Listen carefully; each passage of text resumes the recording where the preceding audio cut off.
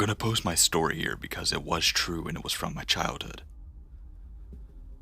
When I was a kid, my family and I had planned a trip to New York. We were going to take a train all the way to New York from Oklahoma. At the time, the nearest train station that had the route that we needed was in Kansas, so we had to drive there first. We left our house in the early morning with plenty of time to make our train, which left at like 9 or 10 that night. After driving all day, we made it to Kansas, but somehow got completely and hopelessly lost looking for this train station. For hours we drove on this empty country road that seemed endless.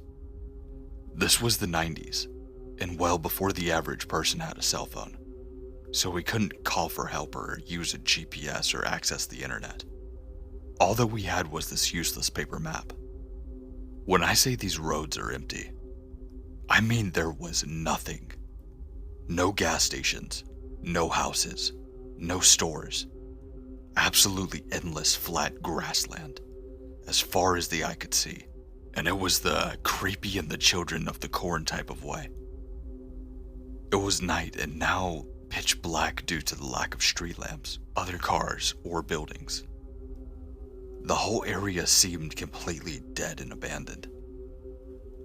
With about 20 minutes to spare before our train left, we stumbled across an old building with payphones outside.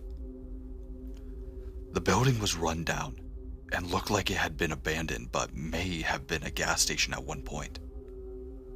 My mom got out of the car to call the police for help. By now, all of us kids were crying and freaking out, afraid that we would miss this train. We had never been on a train before, and we had been very excited for this trip for months. My dad was in a horrible mood because we had driven all day long to make up the time, and we should have arrived at this train station like hours ago, with time to eat dinner and all of that. Now we only had minutes to get help and to find this train station. It seemed absolutely hopeless that we would just make it there on time. It would take the police forever to get to us, in the middle of nowhere. That's when things got weird. My mom hung up the phone and came back to our car. And the second she got in and closed the door, I looked left where the road was, and I saw a cop car slowly driving up and then turning into the parking lot. My stomach flipped. There was no possible way the police on the phone could have sent somebody in the time it was that it took my mom to hang up that phone and walk a few feet back to our car. We hadn't even had time to ask what she had said. Even if the cop would have been right there, in the area, it still would have been 30 seconds to a minute, at the very quickest, for him to get that call on his radio. Imagine. She clicked the phone back onto the stand, turned, and walked about 8 feet, got in and closed the door. And now there was just this car pulling up. "There's a cop," I exclaimed, flabbergasted. "They can't possibly be here for us," my dad mumbled, cranking down the window. "There is no way," my mom started to say. But she stopped because we all saw the cop get out of his car and walk over to ours. "I really hope he doesn't give us a ticket for being parked here," my sister said. The rest of us just sat there wide-eyed, wondering what the hell was happening. The officer looked like Ken from Ken and Barbie. He had a very nice, kind face, laughing eyes, and he seemed to be in a very great mood. Before any of us could say anything out of our mouths or explain our situation, he started telling us about our situation. He knew that we had called, that we were lost and looking for the train station. None of us dared to ask how we had gotten there so fast. There seemed to be some kind of aura of mystery surrounding this whole visit that just rendered us speechless. The officer told us to follow him, and also that if we had done the speed limit, we wouldn't make it in time. I remember that distinctly. because it was not something a cop would normally say. The way he spoke, so jovial and friendly, and it was almost like he knew us personally. We followed his car out of this deserted parking lot, and within seconds we were at the train station. It seemed to have appeared out of like a darkness, like a mirage. There had not been any signs pointing to it, and there was nothing else around. We made the train and had about 10 minutes to spare waiting for it. To this day, we still talk about this as a family and wonder if it was even possible for this cop to have gotten there as fast as he did on this dark and deserted country road with nothing around for miles. My mom thinks that the cop was an angel, and I don't know what to think. It was one of the weirdest things I ever experienced. To this day, I can't explain what happened, or who that cop was, or how we got to the train station that night.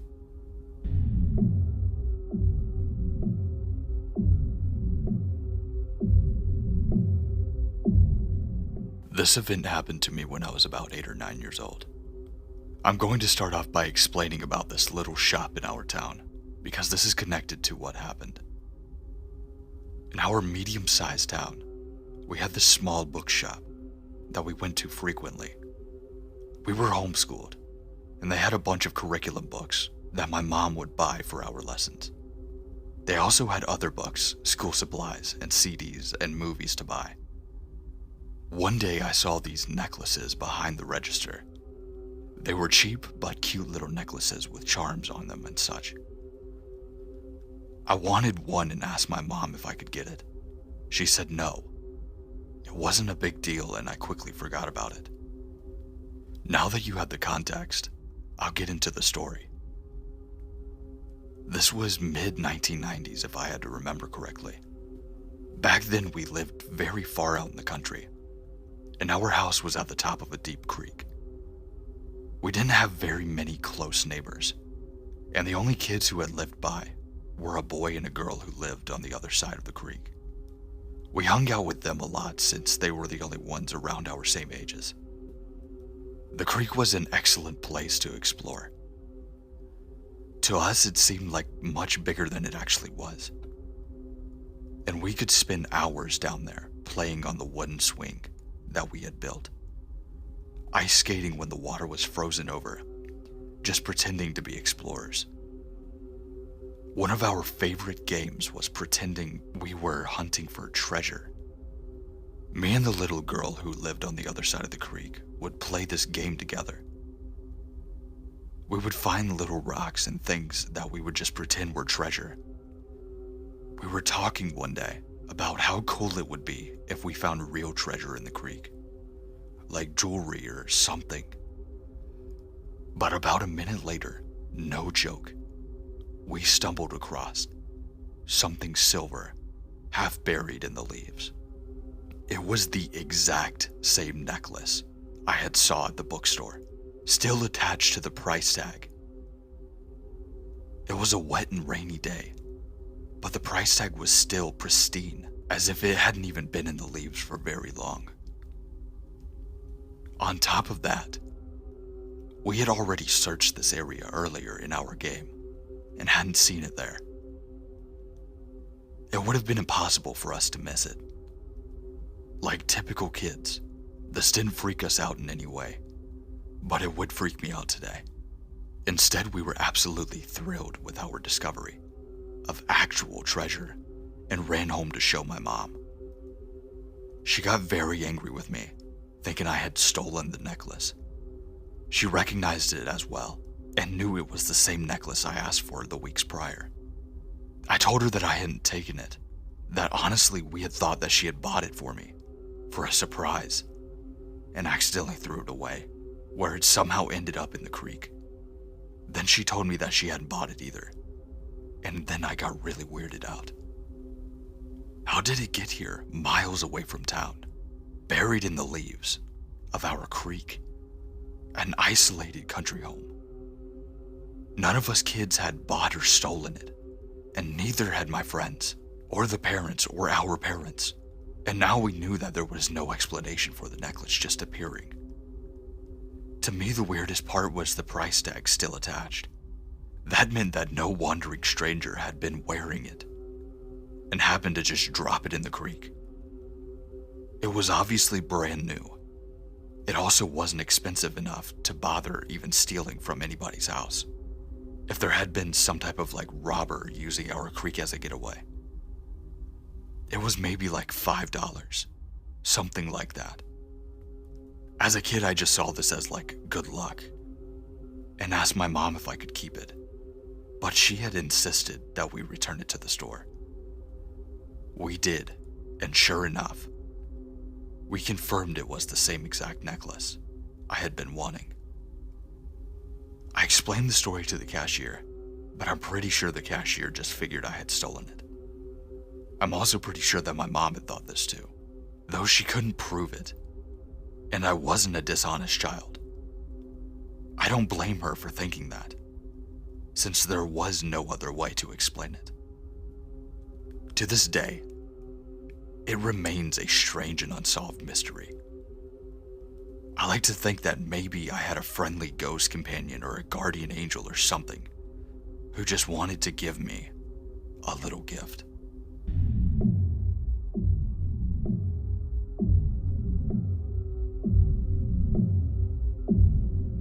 In the very beginning of the 20th century, there were 9 robberies by a 2-man team in 5 countries in one day. All assumed to be the same 2 guys by eyewitness accounts. The exact same getaway car, guns, outfits, and ethnicity. The guys were caught, and this was an open and shut case, except for the fact that the robbers claimed they had only robbed 4 places that day, which seemed odd. So someone looked into the exact timings of the robberies and found that robbery number 4 took place only 10 minutes after robbery 3, and then 1 minute after the robbery 5 happened. So they go back and interview the robbers about the discrepancy, and both robbers tell the same story, that they only had robbed 4 places.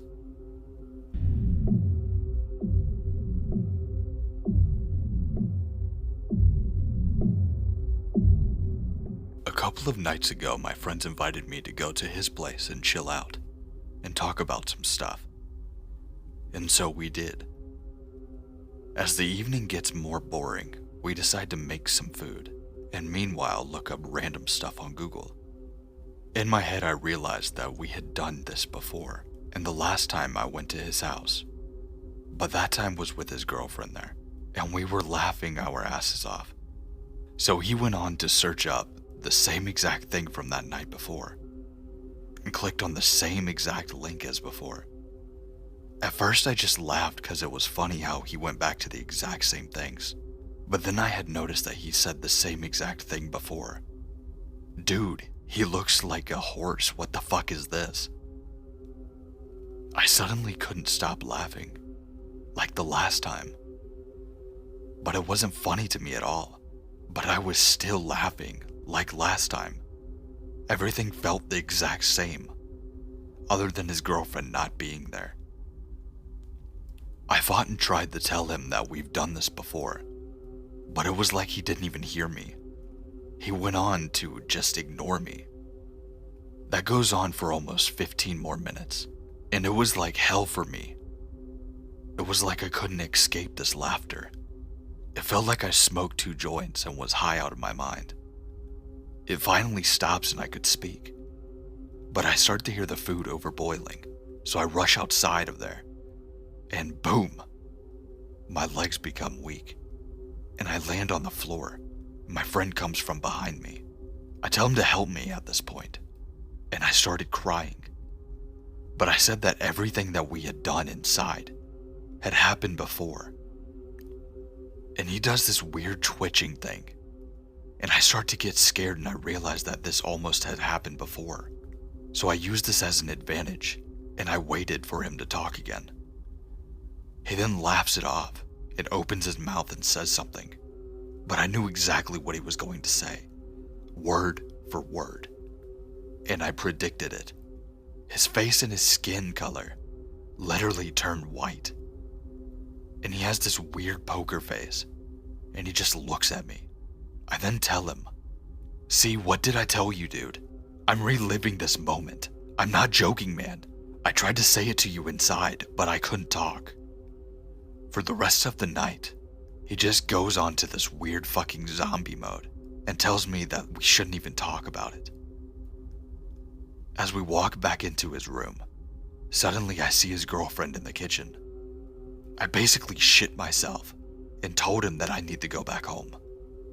So I went back and decided to write about it on Reddit, as I knew this was some kind of glitch or matrix thing, or maybe just the Mandela effect or something. But for some odd reason, my contract ended with my internet company 1 month sooner than it was supposed to. And I couldn't write it until today. This all happened on the 23rd. To be more exact, it felt like I was living in 2 different timelines at the same time, with only a bit of delay on each end until the end, where I was able to guess and predict what he was going to say. And then it was like it all got cut off. So I went to my friend's house, and I took a look at his laptop. And I found the stuff that we had looked up, and I didn't know how to see if we had done the same thing before. So I just looked up about a month ago in his Google history.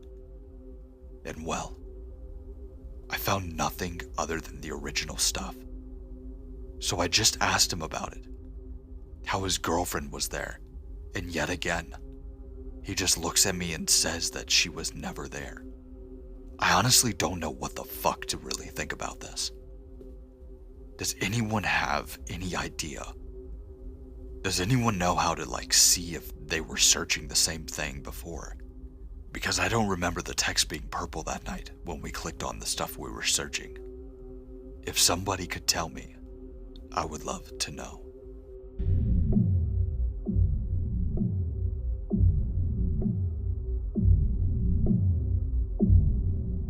Hey guys, I just wanted to say thanks for watching, and I really hope you enjoyed it. I've been trying to get more of these videos that you guys have been liking a lot more. I'm going to start posting more polls and different ideas that you guys might like, so make sure to be on the lookout for that.